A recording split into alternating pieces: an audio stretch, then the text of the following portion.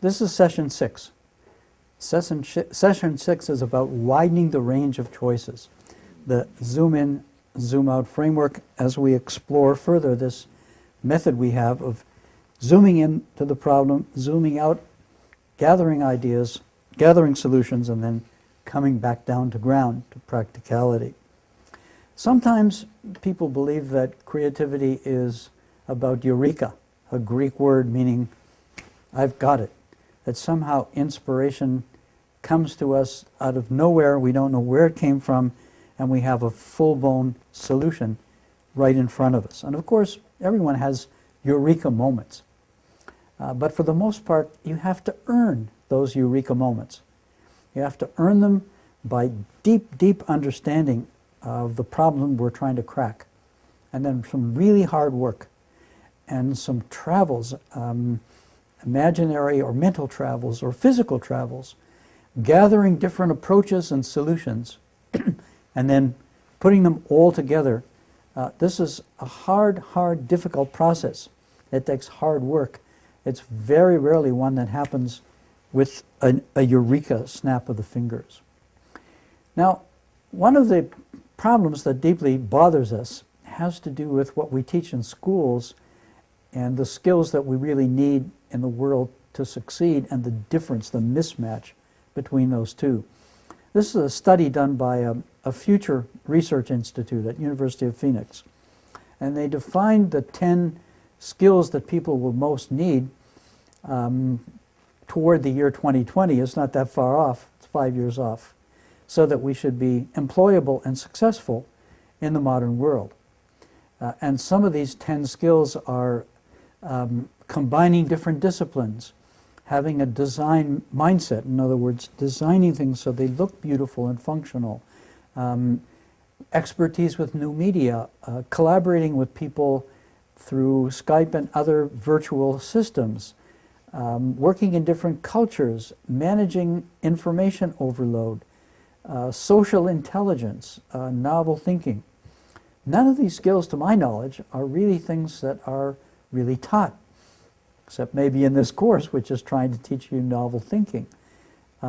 So there are many skills that you may need now to succeed in future job markets, and probably you're going to have to develop them on your own, because they're not something that our old industrial system of schooling is able to provide you with or equip you with.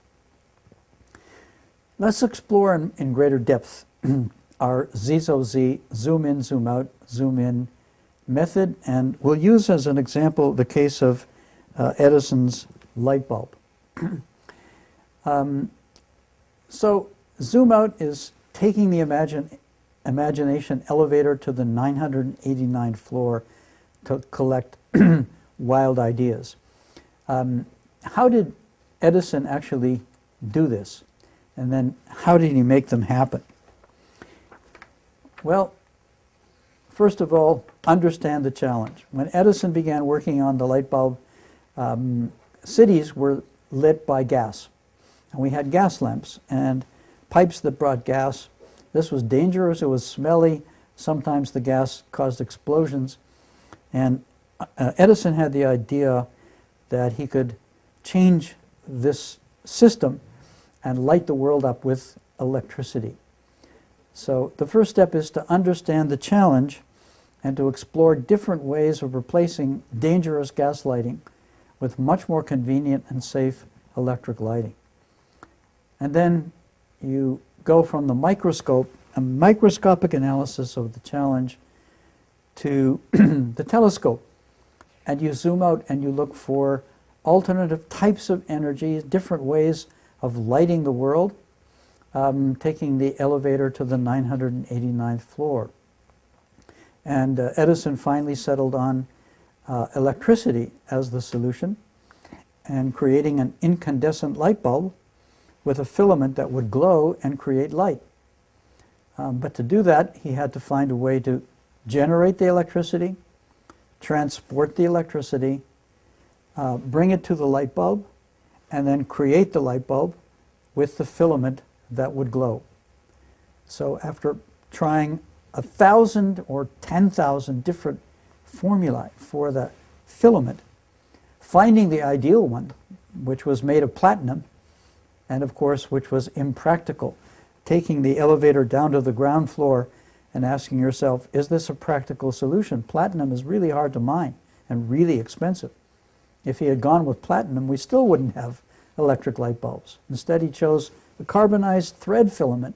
Didn't last that long, but it was cheap, easy to make, and it did the job. It was good enough. Good enough, when you come to implement an idea, is a very important idea. Good enough gets the thing out to the market. So you take your wild ideas, bring them down to the ground, and then you implement them as Edison did, with great persistence and with great skill. He took his phonograph to show the President of the United States and got a lot of publicity. He used his light bulb to light the house of a big banker, J.P. Morgan. Guess who funded his work? Guess who funded electrifying New York and America? It was J.P. Morgan. His house was the first to be lit up by Edison. So, summing up here, you need two different qualities to work on ideas and make them happen. The quality of patience and discipline to understand every possible element of a problem, zoom in. The soaring imagination to collect many different wild ways of solving a problem, widening the range of choice.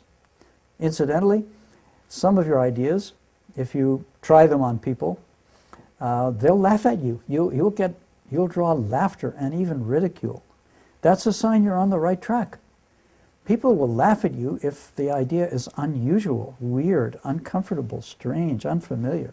That's a good sign. That's a sign you're on the right track. And many people are deterred from that. They don't want to seem ridiculous. But many great ideas seem totally ridiculous when the author of the idea first presented them.